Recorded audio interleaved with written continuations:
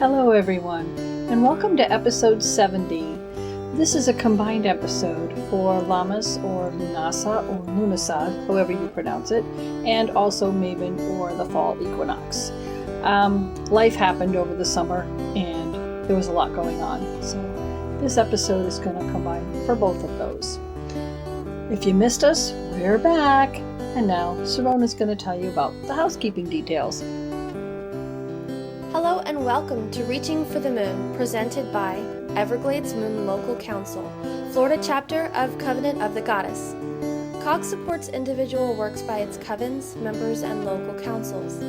It's a vibrant network of a myriad of Wiccan and witchy resources, religious support, friendships, service opportunities, and more. To find out more, visit our website, emlc.net, our Facebook page, facebook.com/EvergladesMoon, or Twitter, @EMLCTweets. This is Lady Bridget, and we've got a jam-packed episode for you. We're going to talk with Lord Ryken extensively about mead making, and he's reprising a class that he just gave recently on how to make small mead, which can be drank in 10 to 14 days, which is my kind of mead, because I like things fast. Then we're going to have a song called Autumn in Asheville, which is by Emerald Rose from their album Archives of Ages to Come. And you can learn more about Emerald Rose and purchase their music at emeraldrose.com. Then we'll hear from Alpandia with Pandy's Pagan Projects. She's going to talk about making a crystal grid. And that's a great craft project. And we'll end up with another song by Aradia from her album Songs for All Seasons, which sadly is no longer available, but this beautiful song is still available to listen to. This song is called Moon's Waltz. I hope you enjoy, and whatever you're celebrating at the moment, I hope it is wonderful and that you are having a good time and staying safe. Blessed be.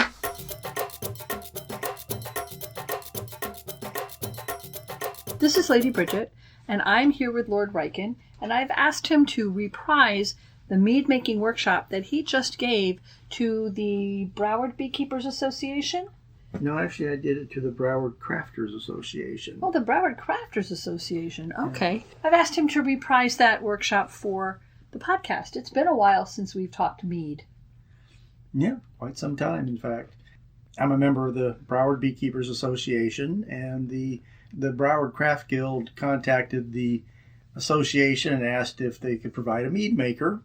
So it got tossed in my lap, and I went over and taught them my small mead recipe, giving them some general tips and suggestions to go along with it. Now, I've never tried doing this verbally before. I had an entire 8-foot table of show and tell with me, which is the way I normally do this. With all the carboys and things, you'll have to bear with me as I describe items. The goal behind this particular mead that we're going to make is that it can be made by a college student in their dorm room. And I say that with great confidence because this college student made it in his dorm room for a couple of years and almost always had a few batches going. This is mead making without investing in any equipment.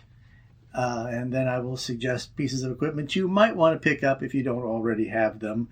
But literally, you don't have to invest in too much other than the materials if you have a kitchen of any sort. Can I ask a question? Go right ahead. What is small mead? Well, small mead, if you want to be technical about it, is a hydromel. It is a mead that is made with less than 3 pounds of honey per gallon, and we'll get into that a little more later. But you can also call it soda pop mead. You can call it honey beer, a number of other things. Most importantly for you to know is that it's a mead that you can make in 10 days to 2 weeks and be ready to enjoy. But the enjoyment of the small mead comes from its history. And the history of small mead is that honey was actually the first harvest before the grain. And the honeycomb would be taken and crushed, the honey drawn out, and then all the crushed honeycomb would be thrown into big vats of water and simmered, and then allowed to cool, and the wax would come to the surface, and the hardened wax would be removed, and it would be taken to the Lord's cellars or whatever and used for all the candle making and sealing and everything else. Are you talking Middle Ages, Lords? Yes. Oh, okay. I Middle wasn't Ages. sure where we were in history. Okay. Well, we were anywhere up till around 1850 at this point. But at any rate, then those big vats with a weak honey solution in them were set out and allowed to ferment. And small meat is the original Gatorade, because when it came time for the grain harvest, these big vats had been fermenting for a week or two, and the workers would come over with their mugs, scoop into them. They got, a drink that had sugar, alcohol, and some fizzy going on with it. And it was the original Gatorade. It kept you working 12, 14, 16 hours into the moonlight. They didn't do that on, a little bit of bread and cheese. It needed some energy. And small mead is the result. Mead is normally considered to be a honey wine made with between 3 and 4.5 pounds of honey. If you use more than 4.5 pounds of honey, then it's normally called a sack. In other words, a very rich mead, which is equivalent to a sherry these days. Or it's a hydromel, which means a mead that has 2 to 3 pounds of honey to the gallon. This one happens to have just over 2 pounds of honey to the gallon. We don't need to go into Pymonts, Sizers, Metheglins. Although what we're going to make here today is actually a Metheglin. That is a spiced honey drink, because we're going to put a whole bunch of different spices into it. So the different names are attached to whatever you put in it is different. Yeah. I mean, honey and grapes is a Pymont. Honey and apples is a Sicer. Honey with spices is a Metheglin. Honey with fruits, generic, is a Melomel. If you use roses, it's a Rhodamel. If you did honey and malt, which actually was only popular for about 100 years in the late Middle Ages, that's called a braggot. If you make it honey and pears, it's a Perry. If you make it with mulberries, it's a Mora. And then you start getting into all the crazy stuff that they're making these days and attaching names to, and we're not going to go into any of that. Wow. Very specific. Can be. So, at any rate, we're going to get started on making this recipe. On the basic requirements for making a gallon of mead that you can have ready for some of our harvest festivals. Let's see, it's the 17th, 27th. Well, we're recording this on the 17th. Oh, well, you're going to get out in the next couple of days, aren't you? Yeah. Okay, well, then you should probably still have time enough to make this for Samhain if you get on the stick on it and get going. If you don't drink it all first. It'll be just about perfect for Samhain. Okay, so first thing you need is a stainless steel pot, 6-quart or better. You can use enamelware if you want. Under no circumstances use aluminum. Under no circumstances use ordinary steel. The reason for that being, honey is extremely acid. Most people don't realize that, but you make a honey water solution, and you've got some pretty good acid going on there. So stainless steel. And we're going to assume for our purposes here that you don't need to use that particular stew pot for anything else for the next 3 or 4 days. All right. If you need to use that stew pot tomorrow for something else, then you're going to have a bucket, a food grade bucket of some sort that you can put the fluid into. The fluid, by the way, is called must. The two things you need above all else is about a 6-quart or more pot and a gallon jug. Preferably a glass jug. If you want to go get, a gallon of apple juice in a glass jug, preferably a glass jug if you can get it. If not a glass jug, then if you can get a clear gallon jug, made out of clear plastic that you can see through, that's your next best option. Your third option gets to be, your gallon of distilled water type jugs. Preferably not a gallon jug that had held milk in it previously, unless you've really, really, really done a great job of cleaning it. Beyond that, a square of paper toweling and a rubber band will take the place of a fermentation lock if you need to. And about 3 feet of 5/16 or 3/8 aquarium tubing and a couple of 2-liter bottles per gallon. to hold the brew while it's fermenting. And of course, whatever your sanitizer is going to be. You can sanitize with nothing more than a Clorox solution, sodium metabisulfite, all kinds of stuff, doesn't matter. Ingredients, you'll need a packet of yeast. Now, if you got nothing better and you got no time to run out to the store, then you can use baker's yeast. I would prefer if you use Red Star rather than Fleischmann's if your local stores carry Red Star, because Red Star is also a company that makes a wide range of brewing yeast, and I'm just thinking that they're probably a little closer to their roots than the Fleischmann's baking yeast probably is, but it's okay. But if you are going to take the time to order some, unless you're going to do next day delivery on Amazon, I would suggest just using the Red Star baker's yeast. But if you're going to order a yeast, let's not get into all the elaborate. Get a Lavlin, Lalvin, EC-1118. Okay, that's a good general purpose wine yeast, and it's one that ferments at room temperature. A lot of yeast ferment at like no higher than 45 degrees, whereas Lavlin 1118 can ferment at like 82 degrees with no problem. Beyond that is your spices. Well, first, 2 pounds of clover orange blossom honey. We have to discuss honey here for a moment.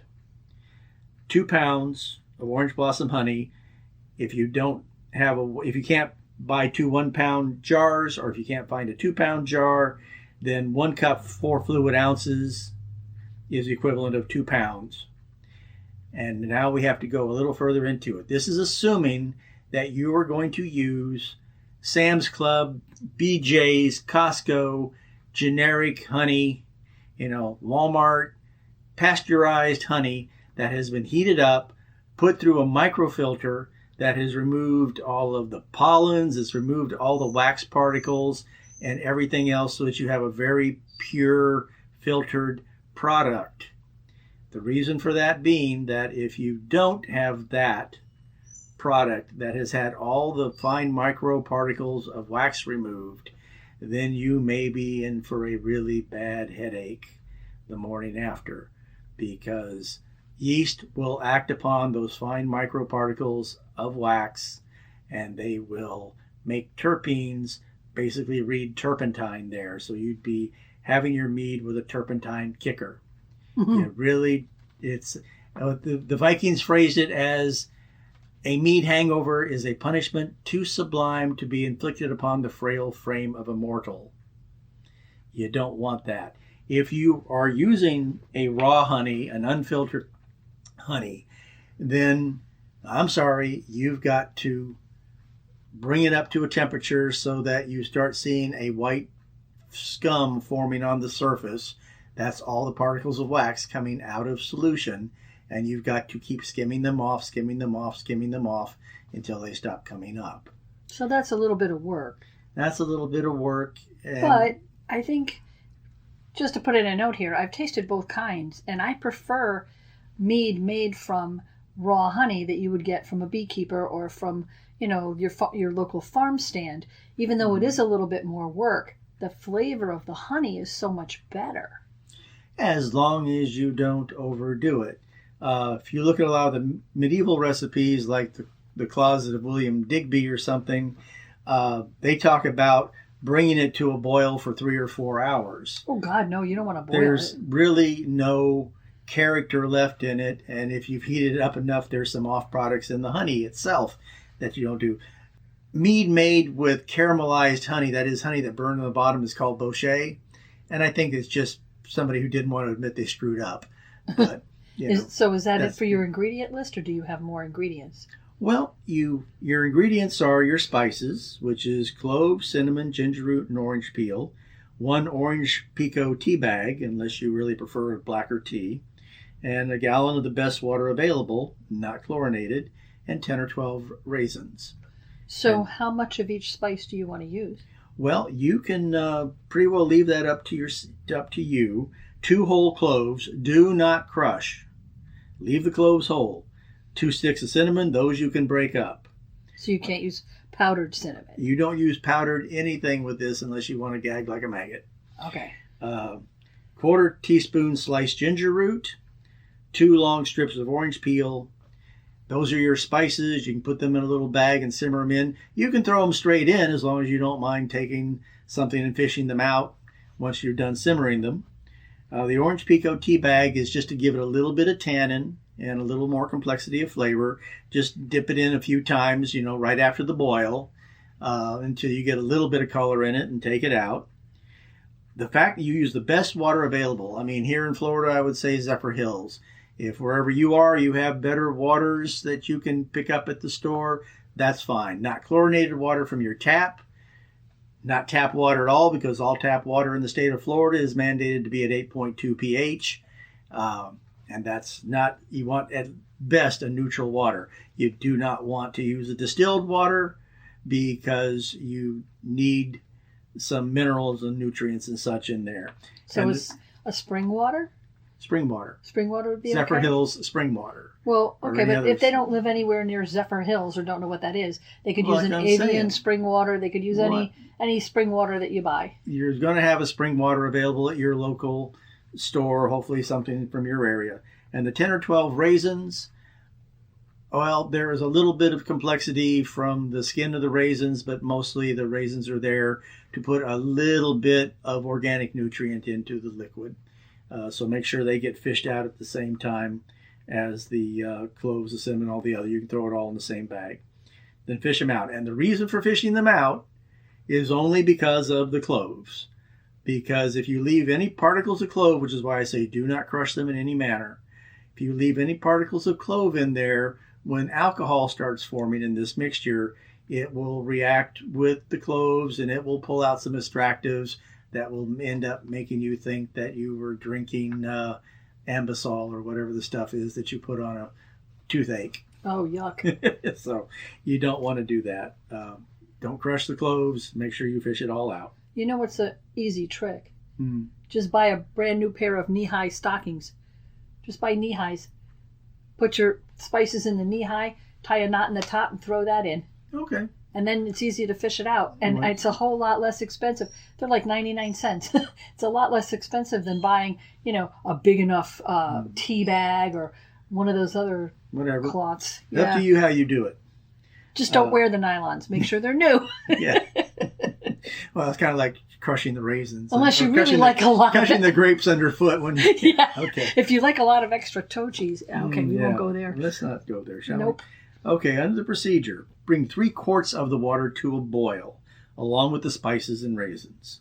Simmer for 15 minutes, remove the spices and raisins, turn off the heat, dump the tea bag for a minute or 2, then add the last quart of water to start the cooling process a little bit, then add the honey. Why did you add the honey after you put in the water? Well, you wanted to cool it down a bit. You wanted to get your temperature down at least below 180. 160 is better. And that way you don't lose an awful lot of the flavors and scents of your honey. And if you put it in when it's too hot, you could end up with bochet. You could have caramel in the bottom of your pot. And you don't want that. If you're using commercial honey, BJ's, Costco, or Sam's, just stir it in thoroughly if it's been microsieved so that all the pollen and wax particles have been removed. If using raw honey, particularly straight from the beekeeper, then once the honey is fully dissolved, turn the heat back on and allow the water to come to a bare simmer. White scum will form. Skim it off with a spoon. It will continue forming and you will continue skimming until no more rises. This is probably going to be the better part of an hour. Just have patience and skim, skim, skim. Skimming the scum is called scomming if you're interested. Failure to do this has interesting side effects. We'll tell you some stories in a little bit. You've been there, you know. Never allow the mixture to come to a full boil or the character of the honey will be destroyed. I wish we didn't even have to simmer, but there's just no other way to get all those tiny wax particles to come to the surface. So you have a trade-off here. Yes. You can either do a lot more extra work and have a more interesting bodied mead because you're using raw honey from the beekeeper, Or you can do a lot less work and have a slightly less interesting mead flavor and use an orange blossom or some other kind of store-bought honey. Well, I don't find the trade-off to be as much as you think it is, because you have to have the temperature at a higher rate, so you lose more of the fine, delicate parts of the raw honey than you do with the store-bought. Oh, because you're not simmering it. Because you had to simmer. The other you didn't have to simmer. Right. But the thing is, it was heated up in order to microsieve it. Now, it was probably not heated past 160 degrees, so between 160 degrees and your simmer, which is at like 180. 180? 180, 190 is a simmer. Okay. Yeah. So, you're going to lose a fraction in there. That's actually part of the reason for all the spices, because it makes sure that you have some flavor there. To make this recipe with those spices with a really strong honey would be a waste. Clover honey is really probably the ideal for this, because you don't want something that's going to have too much of its own character to fight with the spices. But at any rate, you now have what's called must, the mixture that becomes mead when the yeast is added. You take the pot off the heat, remove about a cup of the must, and put it in a large jar. Not a really large jar, but I mean like a half-quart jar or something. About a cup in the jar. Add a cup of the good water that you have, because hopefully you bought 2 gallons of the water that you needed, because you're always going to need to top off a little bit in something. But what you want to do is make a half-strength mixture in the jar, and by adding half the water to the half of must, it's probably going to be cool enough right then and there. And that's what you want. You want something that's down at room temperature, and you can go ahead and take your packet of yeast, open it up, and dump it in. Dump the whole thing in. But it says it makes 5 gallons and we're only making 1 gallon. Please, trust me on this. Put in the entire packet of yeast. It's a false savings unless you know you're going to plan on making another batch tomorrow. It's just not worth it. This way, any errant wild yeast or wild something else that gets in will be overwhelmed by the good yeast and never have a chance to get a foothold situation going in your fermentation. This is a lesson hard won 40 years ago that I haven't made that mistake since, okay? You put the dried yeast into the jar so it will rehydrate overnight. You don't have enough honey in that mixture that's in the jar to give it a sugar shock to start with. So by the next morning, it's foaming wildly and ready to go. By the next morning, your must has cooled to room temperature. Add jar A to pot B. Take a clean towel, large bath towel, fold it in 4, put on top of the pot, and walk away for the next 24 hours. Yes. Question. I didn't hear you mention sterilizing all your equipment before you started. Well, that's true. I kind of skimmed over that because I simply said whatever sterilization material you wanted. So you do have to make sure it's sterilized. You do make sure that everything is, well, you don't have to make sure that the stainless steel pot's necessarily sterile because you're going to boil it. But yes, and so far we haven't done too much of anything that required sterilized material. But yes, your spoon, whatever you use to skim the scum should be sterilized. You will need to sterilize your tubing ahead of time. You will need to sterilize your bottles ahead of time. What about the jar you put the yeast in? You will need to sterilize the jar ahead of time. Okay. Yes. And then my second question is, does the must in the pot overnight need to be covered? You fold it in 4 and you cover the pot and let it cool overnight. The jar, you simply take the lid on the jar and you set it on top of it, give it kind of a half twist. You don't crank it down, or else tomorrow morning you'll have a mead bomb. You just kind of screw the cap on slightly so that gases rising can escape. By the next morning there won't have been all that much gas probably, but you don't want to take any chances. You might also want to put that jar in the sink for overnight, just in case it does start getting really crazy and it seeps out, since the jar lid is only loosely put onto it. Some of the stuff ends up in the sink. Well, it ends up in the sink. You still got plenty in the jar. Don't worry about it. But put your jar in the sink with the lid very lightly screwed onto it so that gases can escape. If you had a lid for your pot, you could put the lid on at this point. You don't need the towel because it's must. It's not fermenting yet. The next morning, when you pour the jar into the pot, you definitely just want to take the towel, fold it in four, and put on the top of it for the next 24 hours. If you want to put that pot in a sink and you've got the room, go ahead. But it's not likely that anything is going to go crazy unless you tried to make a gallon of mead in a 1 gallon stew pot. Hopefully, when I said 6 quart, I meant minimum of 6 quart. 2 gallons, 3 gallons is better, safety's sake. But what you want is plenty of air exchange at that point. You want the yeast to be gobbling sugar. And of course, yeast is going to gobble sugar. It's going to fart carbon dioxide. It's going to poop alcohol. But it needs air in these early stages too. And it gets enough air exchange through the towel to keep it happy. Whereas it's hard for bad things floating around in the atmosphere to make it through 4 layers of towel that has a positive carbon dioxide pressure pushing up through it. So that keeps everything nice and clean and functioning properly.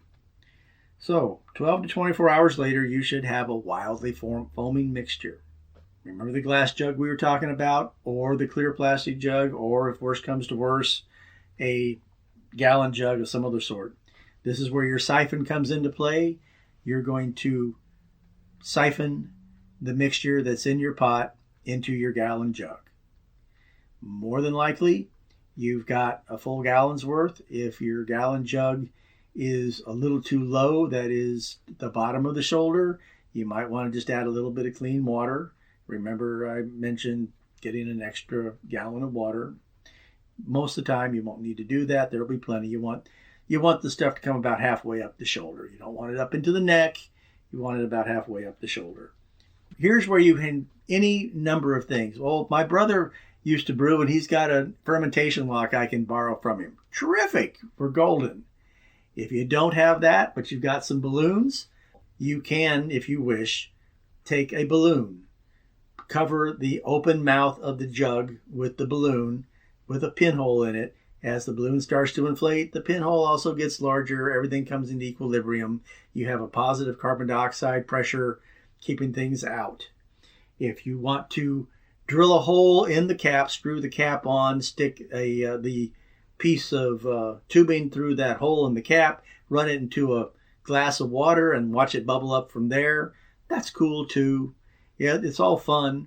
But the bottom line is all you really need is a paper towel folded in quarters and put over the open mouth of the jug with a rubber band. If you're going to use that option, again, you either want to put it in the sink or maybe put it in the cooler you got in the garage. Bring the cooler in, leave it open, put it in there. Or if you got an extra pot, you might want to put the jug in the pot. Anything just in case everything continues to wildly foam a little bit. You don't want to make a mess anywhere. Sometimes it does, sometimes it doesn't. Our problem here, I'm gonna drop back for a moment because it was something I forgot to mention. The honey you buy in the store at Sam's or Costco or whatever has a very standardized specific gravity to it. And that is the basis of what I'm telling you to do here. To put it in terms of specific gravity, which is the way brewers would do it, 2 pounds of honey in a gallon of water is going to give you a specific gravity reading of between 1.042 and 1.045. And that's what our goal is here. If I take the volume measurement that I gave you, the cup and 4 ounces, if I take that and use my honey from my backyard, I'm going to have a specific gravity of 1.060, and I'm up into a regular mead category. And anything I produce using this recipe would be too sweet for words. Because my specific gravity and my honey that came straight out of my hives is a lot more than what you're buying in the store. That's all been adjusted. Which is why, again, I say, if you're doing this for the first time, you just want to try making mead, please just stick with the store-bought honey that is a known specific gravity so that everything works out the way it's supposed to. Allow this mixture, that is, in the jug. The first 24 hours of fermentation was going on in the saucepan, the quart, or the Pot. the 6-quart pot or better. The next 48 hours is going to ferment again at room temperature inside the bottle or the jug. The reason for this is if you left it in the large mouth container, there would continue to be a lot of carbon dioxide release into the atmosphere inside the pot. You wouldn't get an awful lot of carbon dioxide some would, but you wouldn't get as much carbon dioxide staying in the jug. And the point comes, you want that bottleneck at the top because you want more and more of that carbon dioxide to start staying in the liquid, in the must, because the alcohol is poisoning the little beasties and the carbon dioxide is poisoning the little beasties. You want them to start dying off after that 48 hours fermented at room temperature. You want a whole lot more carbon dioxide in the jug. So at the 48-hour mark, you put it in the refrigerator overnight. The cold shock of chilling will drop an awful lot of the yeast out of suspension and onto the bottom of the jug. It isn't going to drop all the yeast. You're still going to have a very cloudy mixture here. But when you've put it in there overnight and you come the next morning, you look at it, you're going to see a definite layer of yeast on the bottom of the jug. At that point, you take the two previously sterilized 2-liter bottles, Coke, Pepsi, whatever your preference is. No Dr. Pepper or ginger ale then? Take your sterilized siphon. Don't let the siphon go all the way to the bottom of the jug. Make sure the siphon stops short of the bottom. I like to take a clothespin and just click it to the side there. Start your siphon the stuff into the 2-liter bottles. Screw the tops down tightly. Equalize them. You're going to be leaving 3/4 of an inch on the bottom, so you're not going to fill 2-liter bottles. Equalize the two bottles. They should both be slightly above the shoulder at this point. You need some room for gases. Tighten down those caps tightly, put them back in the refrigerator. The next day, you again will see a layer of yeast on the bottom, but you will also see that the material is getting clearer. My suggestion is, to avoid an interesting phenomenon, is to once a day reach in there and give those caps a quick twist and then turn them back on. If you twist and you let it go, the next thing you know is you've got a face full of mead and a real mess to clean up in the refrigerator. So just a quick every day for the next 4 days. At that point, the stuff is getting a lot clearer and there's a lot more yeast on the bottom and it's getting darker. And at the end of that time, it's basically ready to drink. You can leave it. At this point, we're about, at the 4 days of aging here, at this point, we have a total of about 10 days into the process and it's all ready to go.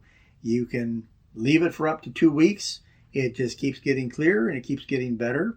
Do not let it get too overly pressurized, because if you do, and when you go to screw it off, it makes shaking up a 2-liter bottle of Coke and then opening it look like nothing, because this is natural carbonation.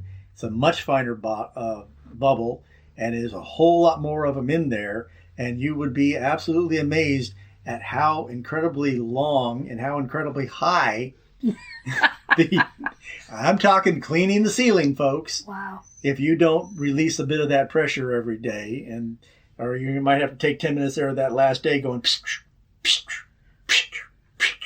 until you get it down to where you can handle it. But that's one of the reasons why you use a bottle that contained soda, because soda is also pressurized. Yes. You don't want to use a bottle that can't handle pressure. Right. Well, and here's where the next part comes in. Oh, I've got a bunch of Grolsch bottles. Tell you what, make it in the 2-liter bottles and then transfer it into the Grolsch bottles at the end of the process, you're golden. Oh, I've got these bottles from IKEA that look like Grolsch bottles. Please do not use those bottles. They are not pressure bottles. They will become bottle bombs. They explode. They will explode on you. The number of stories I can tell you about bottle bombs is endless. Probably the best one is back in the day, believe it or not, I've been making mead since before they had these 2-liter pressure bottles. And everything I did had to be done in sterilized Budweiser long necks. So you put it in there, you capped it with a capper, and my squires, yes, I was in the SCA, my squires borrowed the capper. They made 3 cases of mead for a revel, and the night before they were due to go to the revel, a low pressure front moved through, and in the middle of the night it was boom, boom, boom, boom, boom, boom, boom. The entire apartment was awash in mead. And glass. Ugh. It was no fun. If you want one good book on mead making, I would recommend The Complete Mead Maker by Ken Schramm. How do you spell Schramm? Schramm. Ah. Now, if you don't want to buy a book, no problem. I think everything you need to know about making mead can be found in Brother Adams' 1953 article in American Bee Journal. All you have to do is type in Brother Adams Mead. And mead is M-E-A-D. Yes, mead is M-E-A-D. Brother Adams' 1953 mead article. Any search of that nature, it will come right up. It's all over the internet. I'm about to try something called the Net's Most Infamous Mead Recipe by Joe Mattioli. It goes against everything that they're teaching mead makers to do these days. You basically prepare your stuff, put it in the garage for 2 weeks, or 2 months rather, and you come back and it's finished and done. And you don't go through any of the extra steps with any of it. I'm fascinated to see if this really works right. But you haven't tried it. I haven't tried it yet. So do at your own risk. Yeah, well, it looks as foolproof as anything I've ever seen. I came across it. If you want the best recommendation for yeast, like I said, Lalvin, Lalvin, EC-1118, ferments at good room temperatures and gives you about an 18% potential alcohol, which is pretty high. We didn't really get into discussions of yeast because it's beyond the scope of what you're about to make here. You're making a 2 pound per gallon mead. Anybody will tell you a 2 pound per gallon mead doesn't last. And by that, I don't just mean because you're going to drink it all, although that is the case. You need at least 3 pounds per gallon to brew something that is stable enough to age for a year. Brother Adams likes to age his stuff for 7 years. That's the only drawback on his stuff. But he has such a clear explanation of specific gravity tables and things of this nature that everything else is just complication. You can do extensive research. Red Star, like I said, makes a whole range of different brewing yeast. My go-to favorite had always been Red Star Montrachet wine yeast, and then they threw me a curve by rebranding it as Premier Classique. But their Premier Blanc, which is a champagne yeast, their Premier Cuvée, they're all good yeast. They all have their own characteristics. Don't just close your eyes and wave your finger around and stick it down on one. Each yeast has the temperatures at which it does best in brewing. I have at various times in my life had a brew fridge. Don't right now, so like I said, the Lalvin 1118, it's a little slower to start. Probably not a really great one to use with this recipe. You probably need to add an extra day to everything to make it work right. But you will have used a yeast that will give a cleaner flavor. That's a reason for using something other than a brewer's yeast, is you'll get a cleaner flavor. You can get different flavor profiles using different yeast. You can, of course, select your end product. You know, if you use a yeast that can do 14% as versus a yeast that does 12%, well, then if you use the same amount of honey and you use one that does 12% and one that does 14%, then the one you did with 12% is going to be a sweeter end mead than the one you did with a 14%. The variations are endless. You go to a big liquor store, you look at 5,000 different wines. Well, I can make you 5,000 different meads. Mead can do anything and everything wine and ciders can do. And I have a student right now who is doing a tremendous amount of experimentation with acid blends and when to load them in and how to break this up, because he wants to make a mead that is indistinguishable from his wines, because he's really a wine drinker. Me, I like my mead to taste like mead. I don't make any apologies. I want something I can taste a little bit of honey on the back side of it, and I don't need it to taste like Moscato or Riesling or anything else. I like a mead. But this you can do in 10 days, so if Lady Bridget gets on the stick and gets this out to you in the next couple of days, you'll have enough time to get it made by Samhain. Good luck to you. Oh, I think they can do it.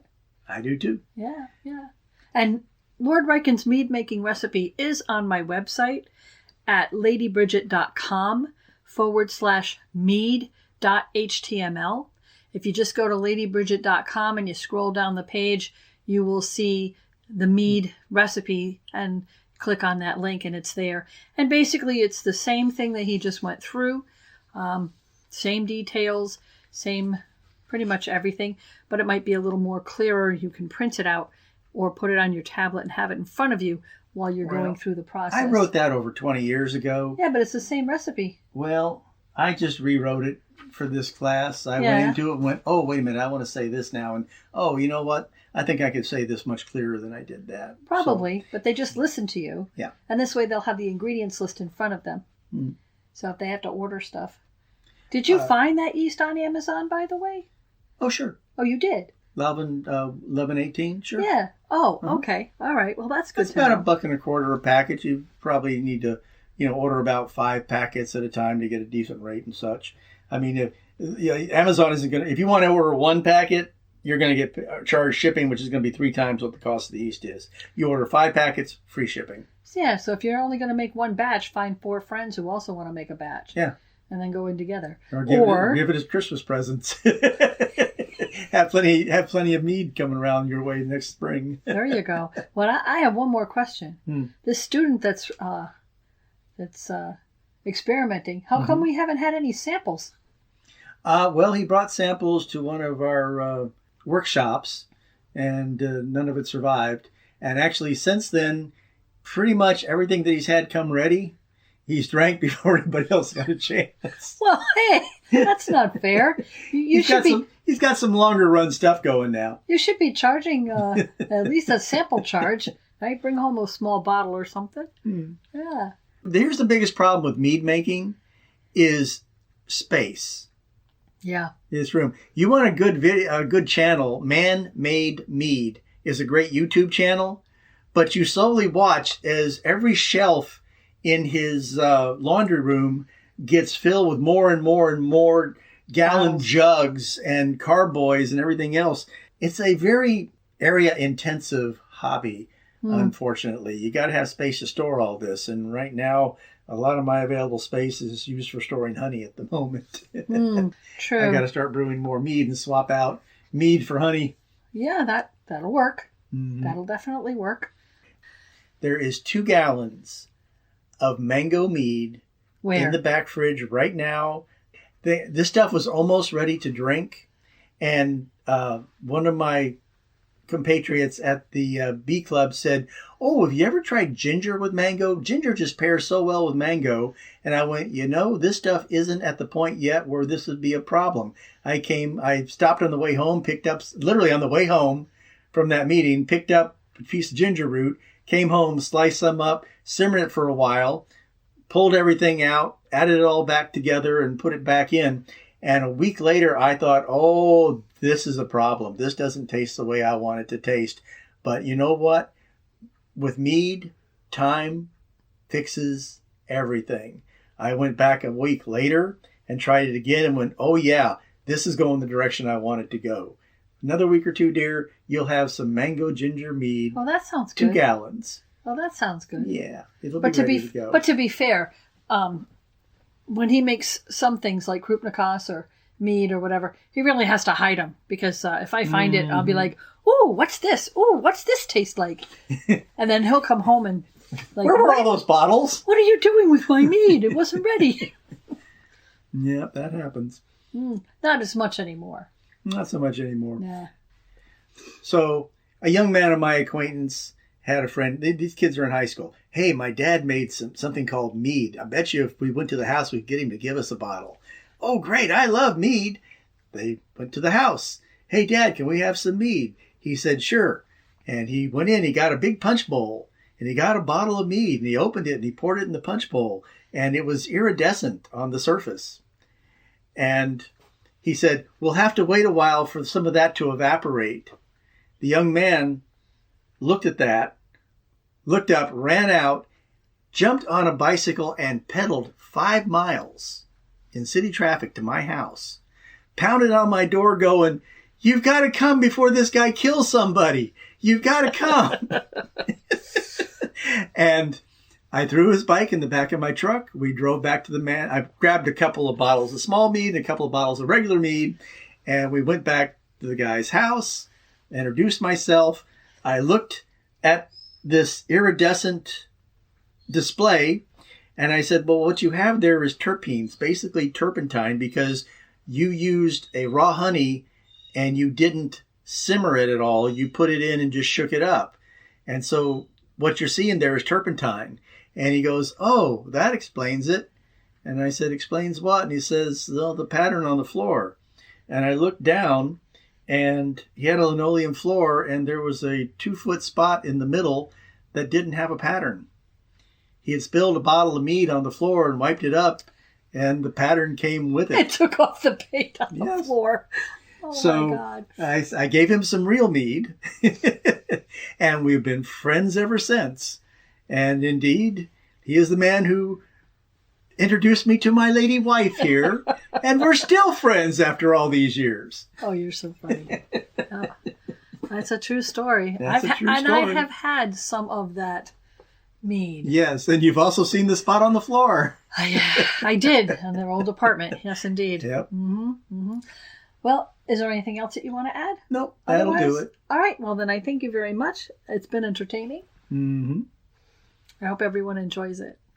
All right. Everybody have fun and please drink drink carefully. Good stuff. Yeah. Enjoy. Blessed be.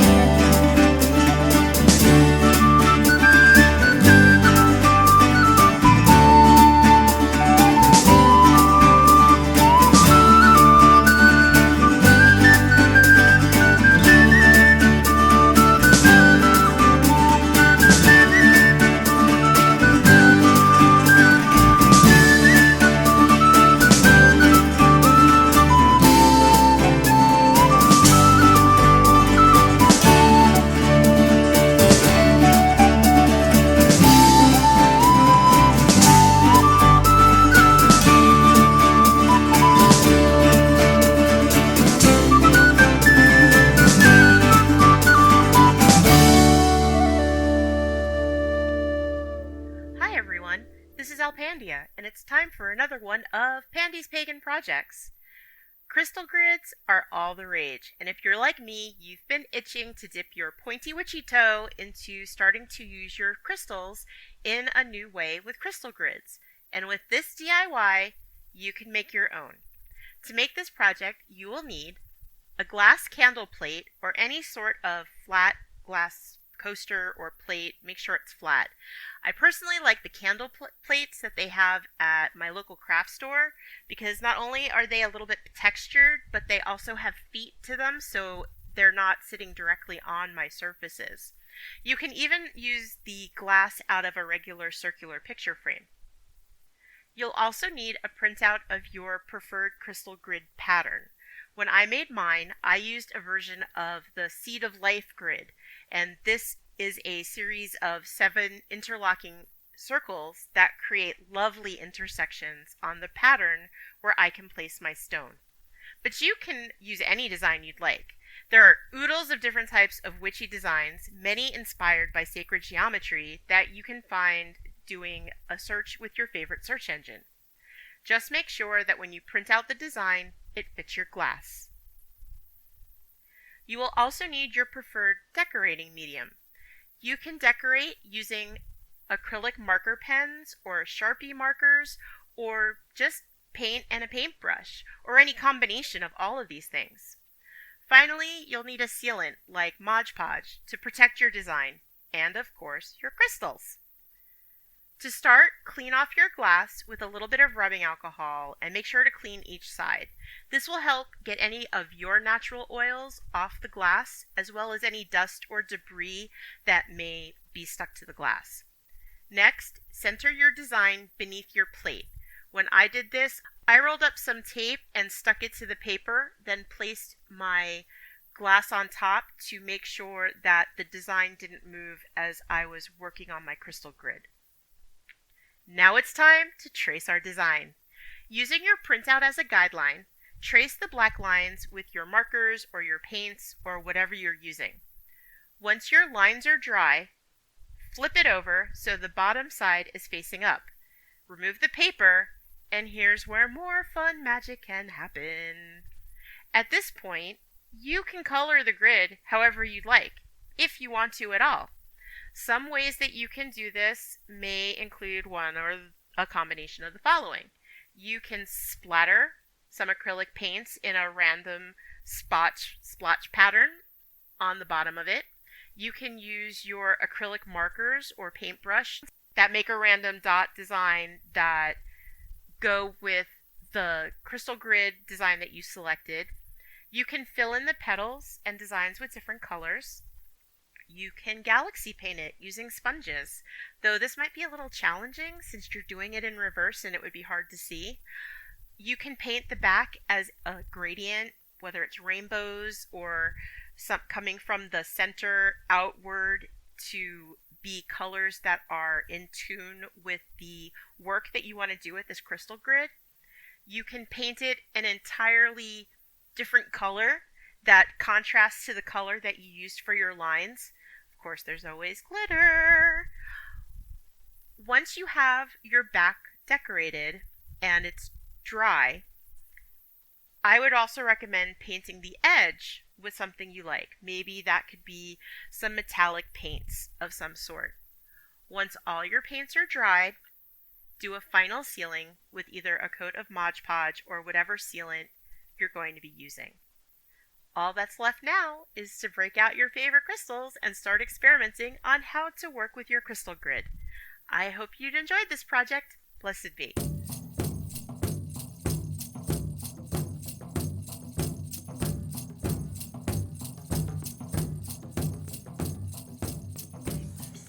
Hi everyone! Before we begin our last segment of this episode, we'd like to thank you for listening. Putting a podcast together is a time-consuming labor of love, but knowing that someone is listening to our hard work and hopefully gaining something from it makes it worthwhile. Would you let us know you like the podcast by going to our website at emlc.net, click on the podcast tab, and write a comment.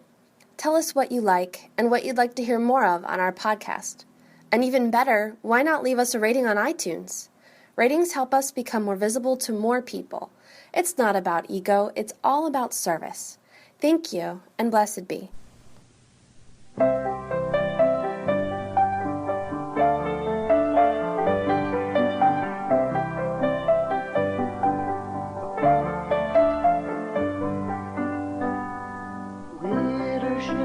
Widdershins, whirl me around.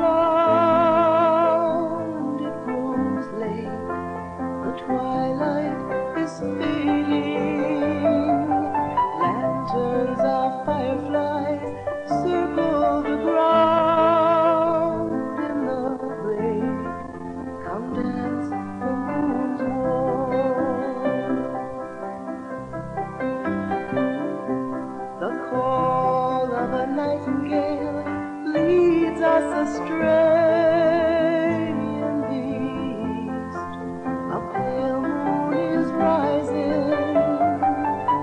Barefooted, light-footed, feeling our way through the trees to dance the moon's walk. Night like a cloak drawn around us and folds us in velvet and silk as we go spinning, spinning.